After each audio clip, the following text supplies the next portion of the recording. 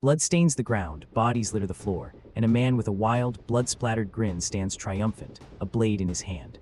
This is the brutal past of Chairman Park. In the present, Chairman Park is a frail, elderly man, pushed in a wheelchair, his eyes closed as if in deep thought or perhaps regret. Suddenly, a young, charismatic man with a confident wink introduces himself as Hajul Byon, attorney at law, stepping in to handle trial questions for the unwell chairman. Hajul Byon, the newly introduced attorney, effortlessly deflects the barrage of questions from the press, maintaining his cool demeanor. As he makes a quick exit, a furious crowd of protesters screams accusations, calling him a disgrace and claiming his hands are stained with blood. Even the most powerful law firms, those that would defend anyone for the right price, refused to touch Chairman Park's case, a testament to the severity of his past actions. A younger Chairman Park, still in his prime, laughs maniacally, mocking how easily people are swayed by a few fake tears. Back in the present, Chairman Park reflects on the overwhelming incriminating evidence against him, a grim expression on his face. Hajul Byon, however, looks almost amused, suggesting that if you asked him, no such evidence truly existed. A chilling smile spreads across Hajul Byon's face as he declares his intention to pay someone a visit very soon. Meanwhile, Chairman Park, surrounded by women, boasts about his boundless energy, ready for another round of revelry. But then Hajul Byon appears in the doorway, a pleasant smile on his face, seemingly having arrived for his promised visit. Chairman Park is taken aback, demanding to know why Hajul Byon is there when their business was concluded, but the attorney calmly reminds him of his earlier promise. Fury ignites in Chairman Park's eyes as he throws off the covers, his voice rising in anger, questioning why Hajul Byon would return after the job was finished. With an unsettlingly calm smile, Hajul Byon slowly snaps on a black glove, the gesture filled with a quiet menace. A blade shings into view as Hajul Byon delivers a chilling analogy. Dogs should stick to dog food, because the moment they reach for human food, they're ripped to shreds. The true identity of Chairman Park is revealed, a former member of the infamous Yamato gang, a master of Shimikosuki Kendo, 9th Dan, a formidable opponent indeed. Chairman Park's eyes widen in dawning horror, a cold sweat breaking out as he recognizes the ominous words, trying to recall a man who used octopus tentacles to kill. Enraged, Chairman Park throws caution to the wind, challenging Hajul Byon to bring his best, daring him to see if his octopus is faster than his own blade. Hajul Byon, now casually holding a shotgun, dismisses Chairman Park with a single, cutting word: third class. Chairman Park is utterly bewildered, asking if Hajul Byon is truly a lawyer, as the attorney stands ready, shotgun aimed, in a scene far removed from any courtroom. Hajul Byon, a cigarette dangling from his lips, raises the shotgun, his eyes cold and unwavering, a killer attorney ready to deliver his own brand of justice. We open on a seemingly innocent flyer, promoting a glory club that helps feed the elderly. But the world of the killer attorney is anything but innocent, as we're immediately plunged into a dark alley where a woman stands over a man, knife raised. This is the world our protagonist, Hajul Byon, comes from a brutal past as an A-rank killer, hinted at by the military shadow beneath him. He's been through the ringer, escaping dangerous situations with injuries like a knife still lodged in his shoulder, always on the run.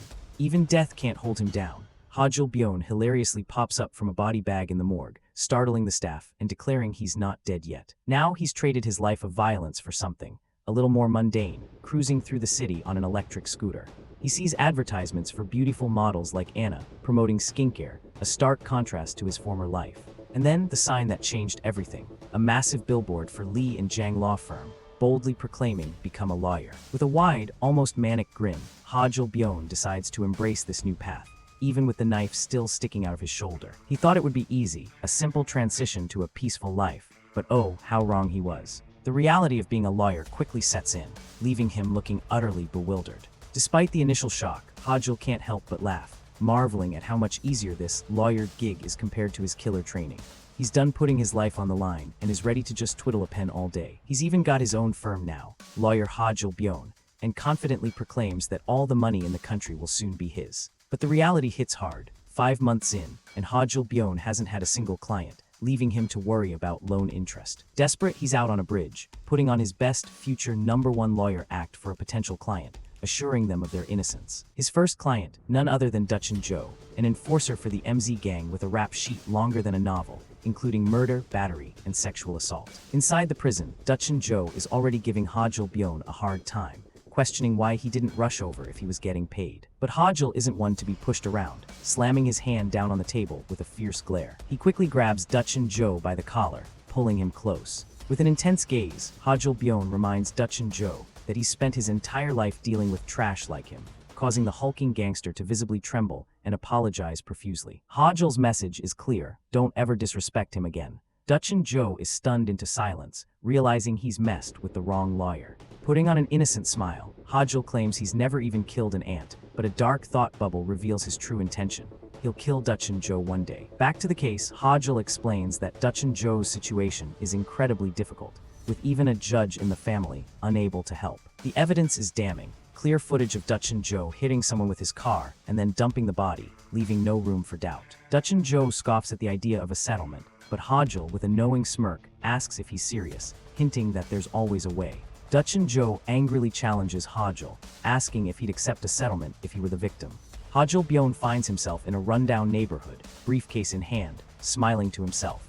He thinks this is no different from his days working with knives. But the climb is harder than it looks, leaving Hajil panting and questioning if he's even in the right place. He wonders who in their right mind would settle with their parents' killer. Shaking off his doubts, Hajil hypes himself up, reminding himself that after 15 years on the battlefield, a mere settlement agreement is nothing. He finally meets the victim's son, offering a settlement and insisting it's not a bad deal. The young man, however, is completely uninterested, telling a kneeling Hajil Byon to leave. In a moment of panic, Hajil accidentally calls the young man an old geezer, leading to an awkward silence. Tears welling in his eyes, the young man clarifies, asking if Hajil is referring to the man who murdered and dumped his father's body in a river.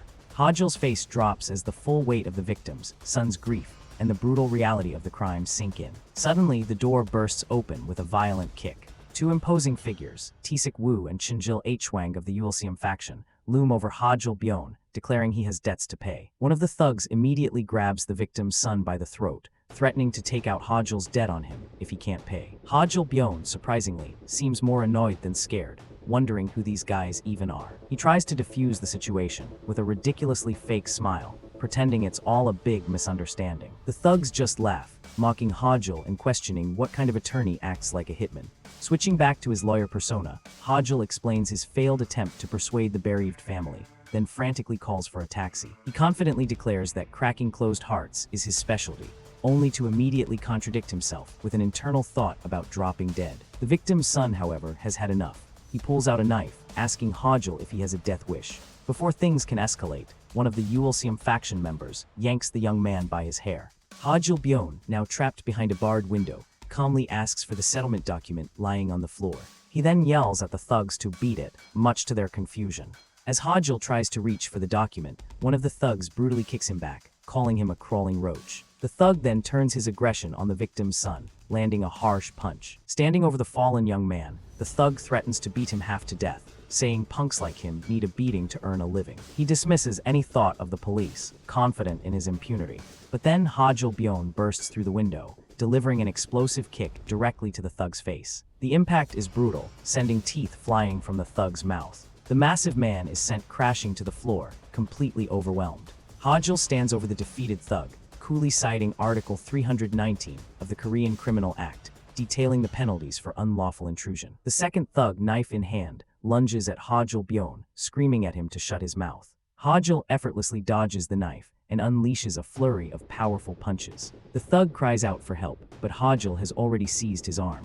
With a swift move, Hajil twists the thug's arm, disarming him, even as the thug foolishly declares they've got him cornered. In a shocking turn, Hajil uses the thug's own knife to stab him directly in the back. His grip on the knife is precise, a chilling reminder of his past profession. He then brutally slams the thug's head into the ground, ending the fight. Hajil Byon stands tall amidst the chaos, his suit a little messy, but his demeanor utterly composed. The victim's son stares in wide-eyed disbelief at the scene before him. Standing over the two unconscious thugs, Hajil Byon asks them if they truly understand how terrifying an angry killer-turned-lawyer can be. With a sly smile, he reveals the crucial detail. All their illegal debt collection, extortion, and assault were caught on camera. He then calmly hands the recovered money back to the victim's son, advising him to study hard. The young man, still processing everything, calls out to Hajil Byon, asking him to wait. Hajil, clearly irritated, asks if he's right, then emphatically shouts, "I'm not." He quickly clarifies that he's not old, and yes, he is a lawyer, at least for now. Still holding the knife, the victim's son looks at Hajil Byon with a chilling question. "Can you kill my father?"